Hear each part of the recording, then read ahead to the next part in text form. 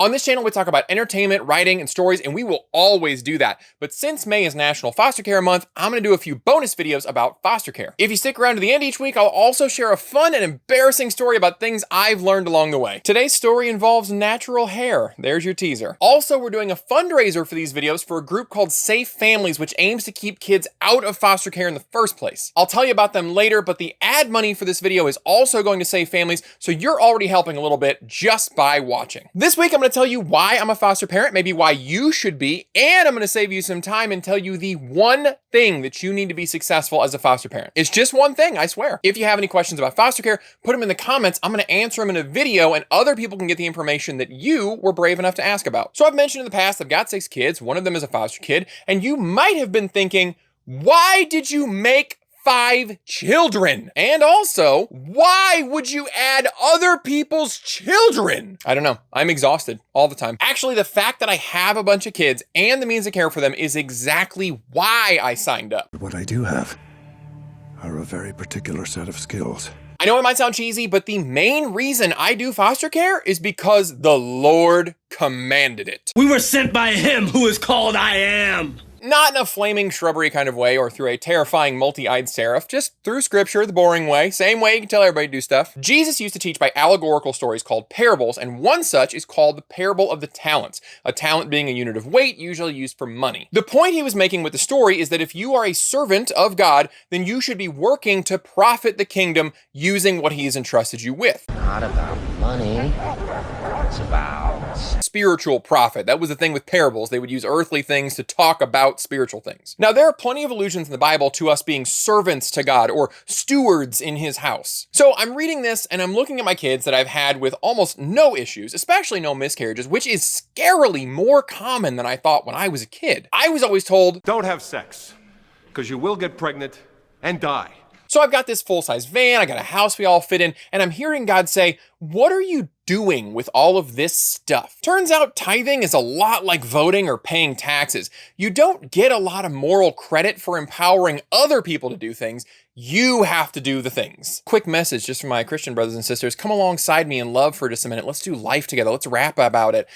There is no season for serving. If you are waiting for your calling, it's not going to happen. It's in the Bible. There are 4 main groups: orphans, widows, the poor people, and prisoners. So just pick one and you need to go do that. There will be no burning bush for you. So we looked into adoption or foster care, and we dragged our feet for over a year for reasons I'll talk about in a different video. Teaser. Now, you might not be feeling moved by the Lord, but the same reasons apply for you to get involved in foster care or some kind of service to other human beings. Whether you know it or not, you're living a very luxurious life right now compared to the children living in the nightmare hellscape that is foster care. If you are a supporter of the government acting as a social service, we're going to disagree on some things, but even you have to see it's a slow moving body. If you think kids in the foster system need help and you go vote about it, how long is that going to take? Are you really content thinking that your one vote every couple of years is fixing everything? Do you think kids are going to find homes and love because of your tweets? I think not. Even if you believe in the power of the government, there are people that need your help right this second, and you have all the resources you need. Right now, many of you are lying to yourselves, imagining other people with better circumstances thinking, well, they should be doing something. Buy another one, you rich motherfucker.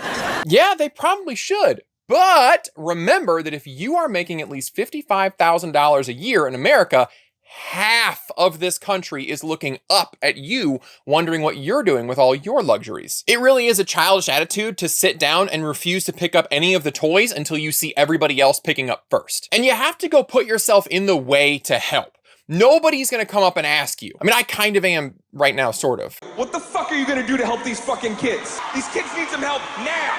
Like if somebody knocked on your door right now with a baby and they were like, this baby needs help, you, not being a monster, would probably be like, absolutely, I'm gonna help that baby. That will never happen. You have to sign up and get licensed. One of the side effects of Western culture is our stratified society. It's not inherently good or bad, it just is. If you don't go looking for needs in Western society, typically you'll never be close enough to them to do anything. Now, the next thing you're thinking is, oh, I could never be a foster parent. I don't have the skills or the excellent jawline that you do, Greg. Nope. Wrong. Neither of those things are true. I told you earlier, you need just one thing to be successful in foster care, and it is not a material thing. Seriously, if you have a mattress for a kid to sleep on and a shelf for them to put their stuff on, and you won't yell at them or hit them or touch them inappropriately, your house probably looks like the Taj Mahal. The state will help you with what you need. You are watching their ward after all. State insurance is going to pay for whatever services they need. The material stuff is not that important. The only thing you need to be a successful foster parent is to make a kid a priority and make them feel worthy of being loved. I didn't say just love them, although I do recommend it. This is different. The thing you have to understand about foster kids is they've lived a reality where they are not a priority. Everything took priority over these kids. Somebody's drug habit, somebody's anger issues, somebody's need to go out and party for a few days, somebody's absolutely evil urges. In one way or several, they were not important, and that does something to a kid brain. They internalize that, and something in their brain rationalizes it to mean that they don't get love and affection because they just don't deserve it. And usually not in a depressing way. It just becomes like a reality for them. It's the same reason that a fake plant doesn't deserve water or sunshine. That is just the reality that they have. Jesus. That kind of self-image takes a really long time to resolve. Every human being has inherent value, and they deserve a level of respect and dignity with no qualifiers. Whenever a person, especially a child, doesn't have that knowledge about themselves, it leads to disaster for them and the people around them. So this is critical. If you can show a child not just that you love them, but they are inherently worthy of that love, you will succeed hands down. If you can't do that, you will fail. I don't care what other comforts you can provide. If you miss this point, your success rate will be 0. You get nothing. You lose. All right, let's lighten the mood. I promised you a funny story. Today's story involves hair and a hilarious practical joke that apparently all black people know and they share with each other to tell white people who ask about the hair. So you have to care for a foster kid, physically, emotionally, and culturally. And black people take their hair very seriously, so I did not want to mess this up. I went straight to the source. I asked my black coworkers and my neighbors. That's right. I know multiple black people. That's how you know I'm not a racist. As a matter of fact, I even have one of these. Obviously, this is a temporary. It's got restrictions. I am not allowed to say the word, but I am allowed to greet someone with a hearty and jovial. I haven't tried it yet, but I could. I'm relatively certain that my coworkers and neighbors don't know each other, which made it awfully suspicious when they all told me the exact same hilarious joke advice. Almost verbatim, they told me, "Oh, just moisturize the hair when it looks dry." Ha, ha, ha. Good one. Now, internally, I'm thinking, if I knew what dry looked like. Externally, I'm nodding along, too embarrassed to ask what is probably a stupid question, like when it looks dry. Of course, that obviously. Now, suppose that you were hypothetically talking to an idiot, imbecile, moron, who didn't know what dry looked like. It's so stupid. What would you say to that person?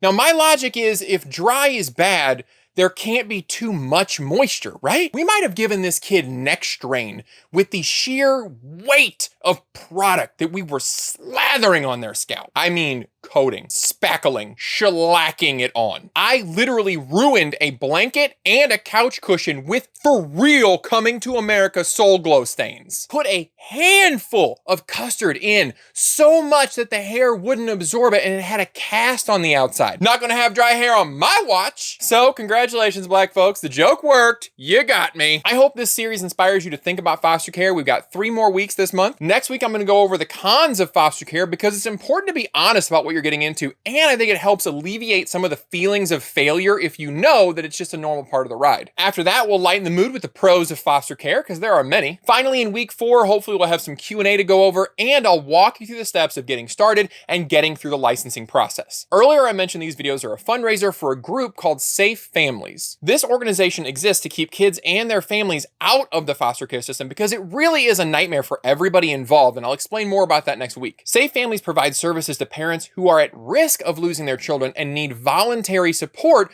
before the state steps in. It's a great group that's working to keep families together and prevent major problems before they occur. If I've done my job correctly, there should be a button here somewhere to give to them, and I'll also link to their organization in the description. I really appreciate you watching, and I'll see you next time.